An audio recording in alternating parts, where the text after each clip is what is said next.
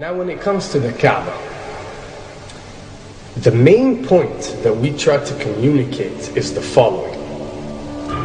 In Islam or in the Quran, God teaches that if all mankind and if all the jinn combine to sin and move away from God, then God doesn't lose one atom's worth of His kingdom.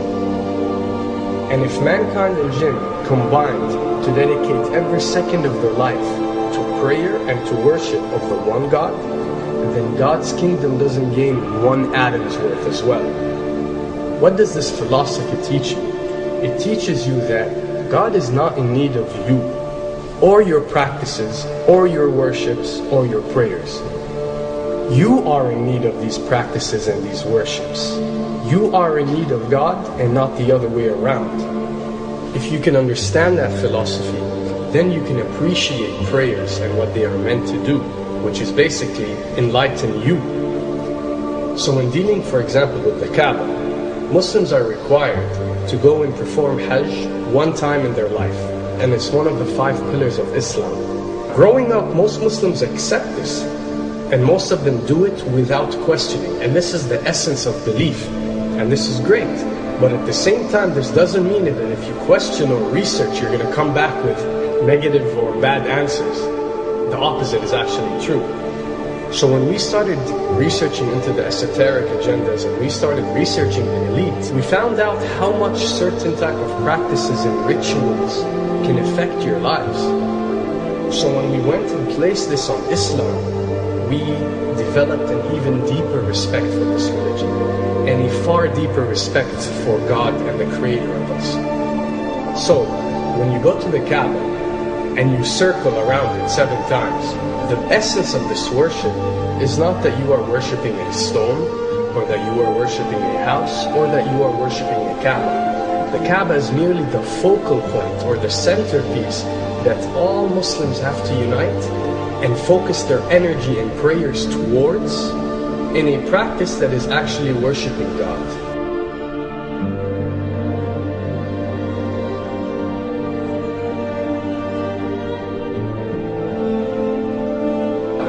Now, going in circles counterclockwise does not break you away from time and space. But the fact that the energy of the Kaaba is the strongest energy on earth and it flows counterclockwise, by you flowing in correlation with this energy, you are uplifting yourself. You are reaching spiritual levels that you rarely do experience anywhere else on earth.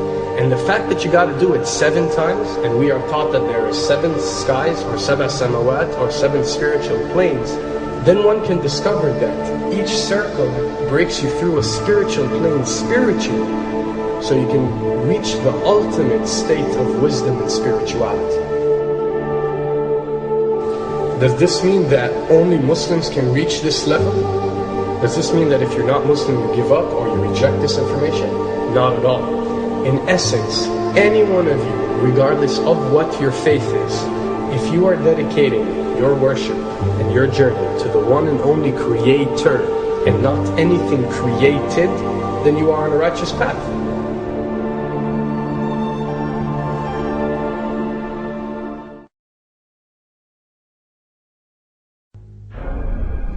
To begin with, the significance of 911.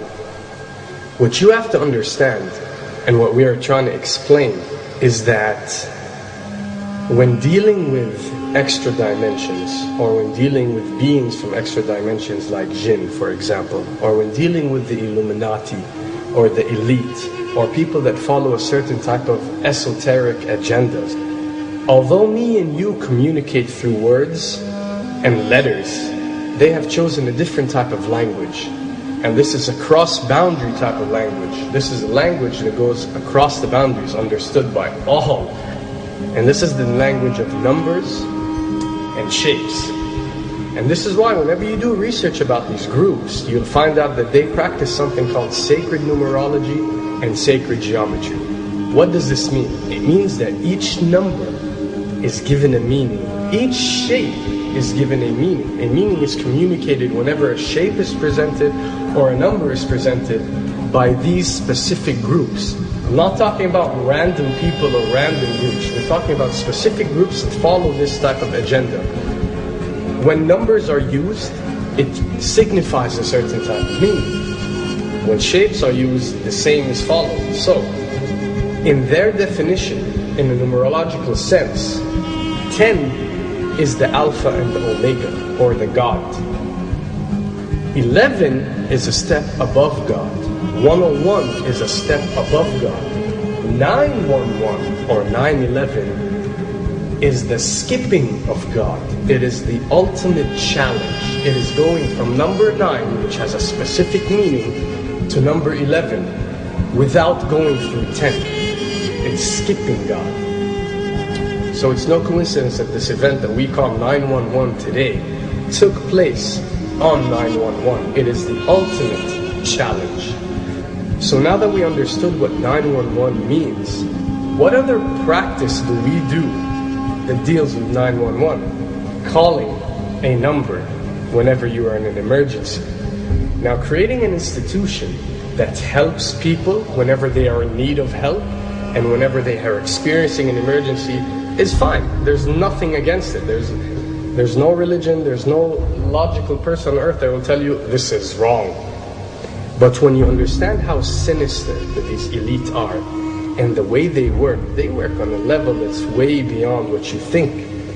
So the fact that when you're experiencing an emergency or when you are in need of help, you have to pick up a phone and dial 911, which is the ultimate numerological definition of skipping God, then you'll understand how these people work.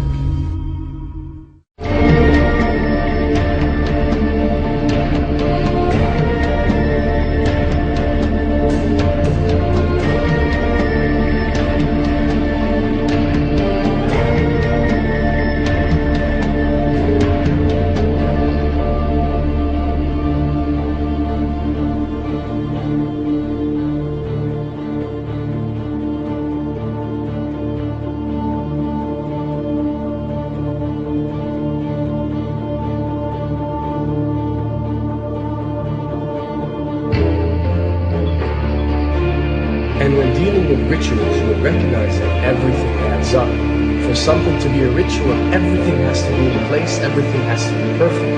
And my advice is, if you want to recognize that something is satanic, it has to add up in all sense. The numbers have to add up, the shapes have to add up, the event has to add up, it has to have one general meaning.